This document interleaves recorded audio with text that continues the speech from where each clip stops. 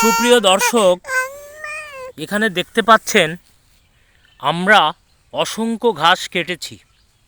ঘাসের সমারোহ বলা চলে, কারণ এখানে এই ক্ষেতে নিচে কোনো পশু চড়ে না, যার ফলে ঘাসগুলো বড় বড় হয়ে গেছে, এক এক ব্যাগ ভরে গেছে।